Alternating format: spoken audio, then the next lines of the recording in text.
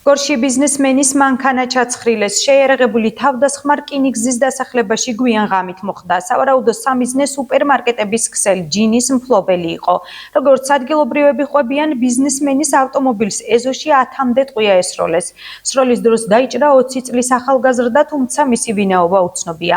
დაჭრილი მძიმე მდგომარეობით გუშინჯერ გორის სამხედრო ჰოსპიტალში გადაიყვანეს, თუმცა ექიმების გადაწყვეტილებით მისი გადაყვანა თბილისის ერთ-ერთ კლინიკაში მოხდა. დაჭრილი ამჟამად ექიმების მეთვალყურეობის ქვეშ იმყოფება.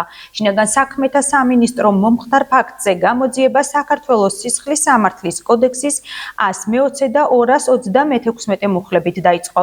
მიმდინარეობს საგამოძიებო მოქმედებები.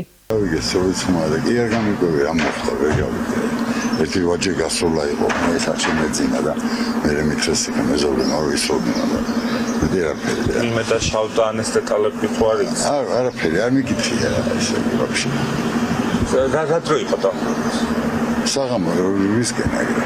მაგავიგე, მაგრამ რა მოხდა ნამდვილად არ ვიცი შულა. რამდენი გასროლის ხმა იყო და? დაახლოებით ალბათ 8.